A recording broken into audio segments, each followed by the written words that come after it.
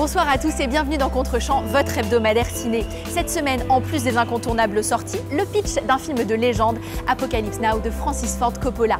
J'aurai également le plaisir de recevoir Pierre-Olivier Pradino de l'association GECAM. On se retrouve juste après l'actu.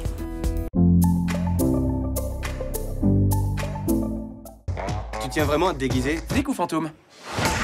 Le film potage de la semaine, c'est Cops, les forces du désordre. Quand deux copains décident de se déguiser en flic, ça donne ça. Police, pas un geste! Sauf que nos garçons se prennent au jeu et se font passer pour de vrais policiers avec la voiture assortie. Où est-ce que t'as trouvé ça? Sur eBay, mon pote. Pour Ryan, l'acteur au chaume du et Justin, le concepteur de jeux vidéo un peu loser, c'est l'occasion rêvée de se faire mousser et de draguer les filles, jusqu'à ce que ça se retourne contre eux, évidemment. Un film à regarder entre potes avec plein de popcorn. You wish to have a curse reversed? Mon coup de cœur, c'est Into the Woods. J'adore les films féeriques avec de vilaines sorcières. La sorcière, c'est Meryl Streep. Elle est vieille et moche et veut retrouver sa beauté d'antan. Pour ça, il lui faut le soulier de Cendrillon, les cheveux de réponse ou encore la cape du petit chaperon rouge. Oh dear. Into the Woods est adapté d'une comédie musicale célébrissime de Broadway aux manettes. Rob Marshall, il a déjà mis à l'écran Chicago, un autre musical. Ce film montre la noirceur des contes de fées. Un vœu formulé pour soi peut aussi desservir autrui. Princes and castles. Meryl Streep est formidable dans ce film, sa performance vocale est surprenante. Elle est nommée aux Oscars pour ce rôle. On se retrouve à l'Agora, je suis capable d'aller le voir plusieurs fois.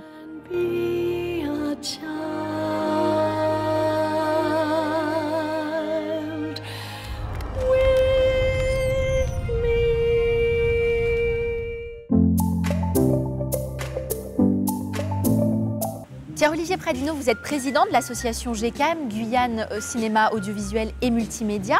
Est-ce que vous pourriez nous expliquer succinctement quelle est l'action de cette association et comment vous œuvrez pour le cinéma? Donc la GECAM, c'est déjà un réseau de professionnels, on est à peu près 40 et on agit bénévolement pour le développement du cinéma et de l'audiovisuel. Par exemple, on fait des rencontres interprofessionnelles en réunissant tous les acteurs du milieu, les institutions, les chaînes de télé, les boîtes de production, pour faire avancer le secteur. On organise également la toile des palmistes. Et puis, je dirais, il y a 5 ans, il n'y avait pas de convention d'aide à la création audiovisuelle et cinéma à la région. Il n'y avait pas de bureau d'accueil des tournages, il n'y avait pas d'option cinéma au lycée.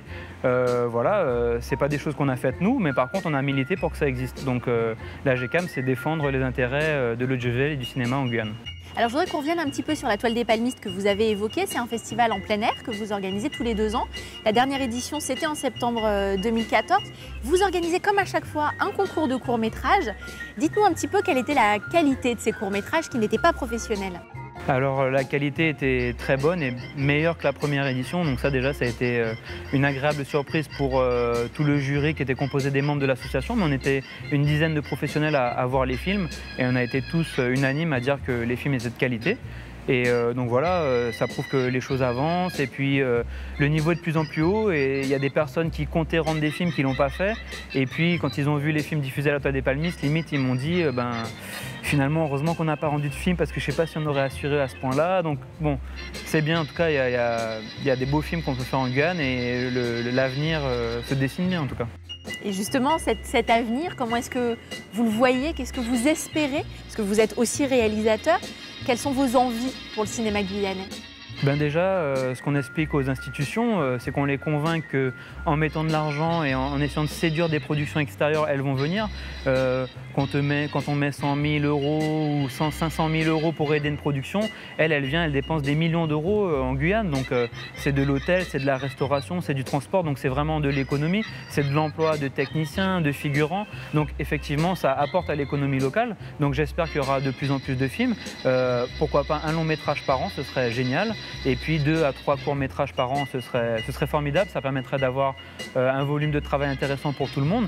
Et puis bien sûr, ce que je souhaite, c'est qu'il y ait un grand réalisateur guyanais ou une réalisatrice qui fasse un excellent film et puis qui fasse connaître la Guyane avec du cœur, de l'émotion et puis que ça donne envie au monde entier de découvrir notre belle région. Voilà.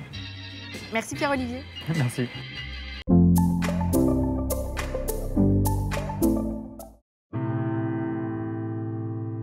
Every time I think I'm gonna wake up back in the jungle, Apocalypse Now, disait Coppola, n'était pas un film sur le Vietnam, c'était le Vietnam.